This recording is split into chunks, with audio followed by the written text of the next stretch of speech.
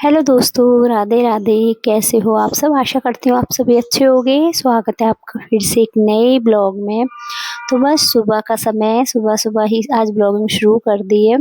तो बस नहा धोकर मंदिर होकर आ गई हूँ और कर लेते हैं घर के जो काम है वो शुरू। और फैला रहा तो सब पूरा फैला ही पड़ा है, अभी धीरे धीरे ही समेटा जाएगा, समय लगेगा। थोड़ा थोड़ा करके धीरे धीरे। अब तक तो मैंने सभी समेट दिया, लेकिन अभी लगी हुई हूँ। तो जो सामान जहाँ रखा हुआ था वहीं अपनी जगह वापस लगा देती हूँ सब सामान को। तो ये कपड़े ड्राई क्लीन होने जाएंगे, जो ड्राई क्लीन वाले कपड़े हैं उनको अलग रख दूंगी, बाकी हाथ से धुलने वाले उनको अलग रख दूंगी। तो बस यही सारे काम कर लेती हूँ। और शादी करने के बाद तो पीछे से जब तो हम मतलब होता है ना कि खुशी खुशी में बहुत कुछ कर बैठते हैं, लेकिन जब बाद में होश आता है तो घर भी समेटना, खुद को भी संभालना बड़ा मुश्किल हो जाता है। क्योंकि जब तो मतलब भागा दौड़ी में हम कितना भी कूदते हैं, नाचते हैं, जश्न मनाते हैं, लेकिन बाद में इतनी ज़्यादा परेशानी होती है, मुझे तो खासकर होती है। कोई भी शादी हो, कोई भी फंक्शन हो, मुझे बाद में बीमार पड़ना ही है। मेरी ये मतलब आदत सी बन गई है। मैं पहले तो इतने सारे काम कर लेती हूँ, फिर भाग दौड़ घर के काम, फिर मेहमानों का आना जाना, फिर शादी में इधर उधर करना, तो मतलब बहुत सारा प्रेशर आ जाता है, जिसकी वजह से मेरी हालत ख़राब हो जाती है। फिर मैं कुछ दिनों के लिए आराम से बीमार पड़ जाती हूँ। तो मतलब तबीयत ख़राब चल रही है इस समय। बस कमर का जो पेन है, कमर में दर्द और घुटनों में दर्द, मुझे लगता है आज के समय में 100 में से 70% महिलाओं को कमर में दर्द रहता है। बैक पेन जो होता है, बैक पेन वो रहता है। मुझे कोई नया नहीं है, हर कोई परेशान है बैक पेन से। और औरतें हैं तो खासकर परेशान हैं। तो बस कमर में थोड़ी-सी दिक्कत है, मतलब कमर में इतना ज़्यादा दर्द है कि मतलब काम तो कर लेती हूँ, लेकिन बाद में इतनी ज़्यादा परेशान हो जाती हूँ।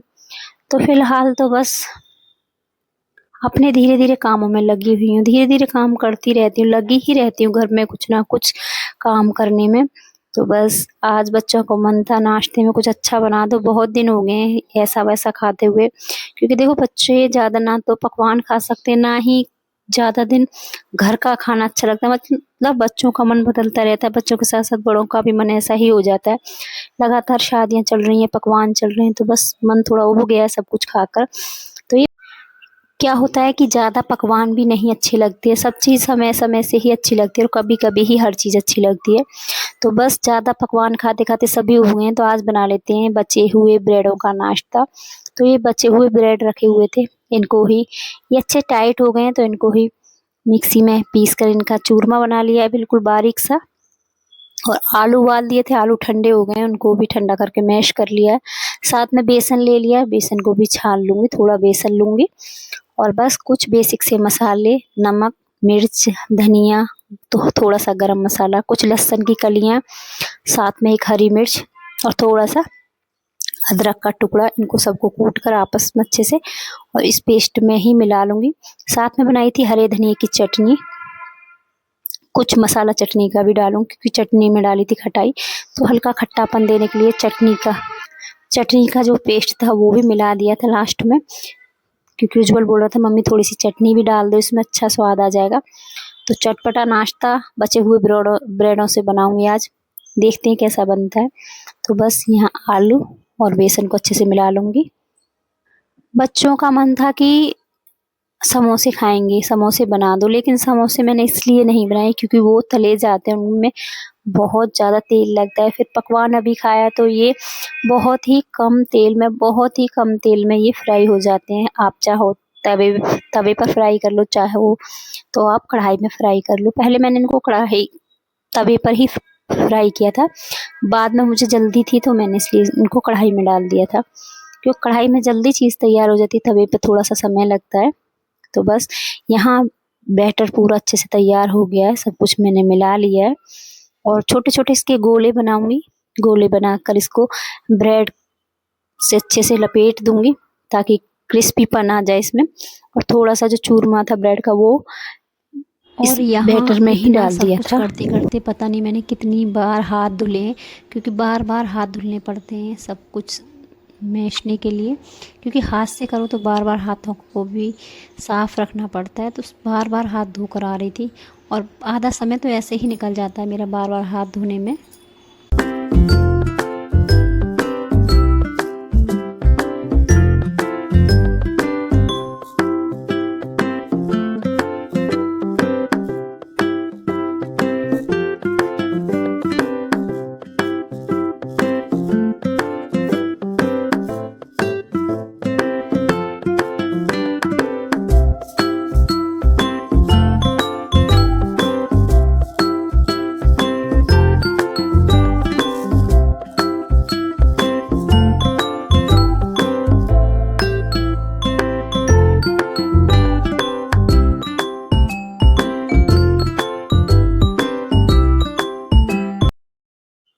बस यहाँ सारे रोल बनाकर रख लिए, गोल गोल लोई की तरह ही बनाया, फिर उनको चपटा कर दिया है।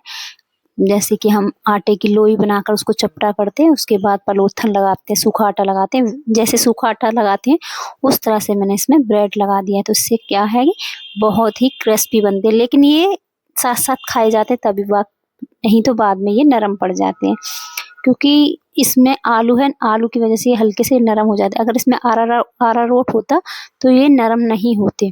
तो बस बच्चों को नाश्ता लगा कर दे दिया था, दोनों ही बच्चे साथ में बैठ गए थे, इनके पापा भी बैठ गए थे, तीनों लोगों का नाश्ता लगा कर दे दिया। और यहाँ इनसे कुछ बात कर रही थी, कुछ पूछ रही थी कैसा बना है, कैसा लग रहा है खाने में। तो सबको ही बहुत ही पसंद आया, बोल रहे थे मम्मी आज तो बहुत दिनों बाद बनाए, क्योंकि मैं पहले बनाती थी ये सब चीज़ें, लेकिन अब समय नहीं है, वीडियो का बहुत काम रहता है, तो उसकी वजह से नहीं बना पाती हूँ ये सब।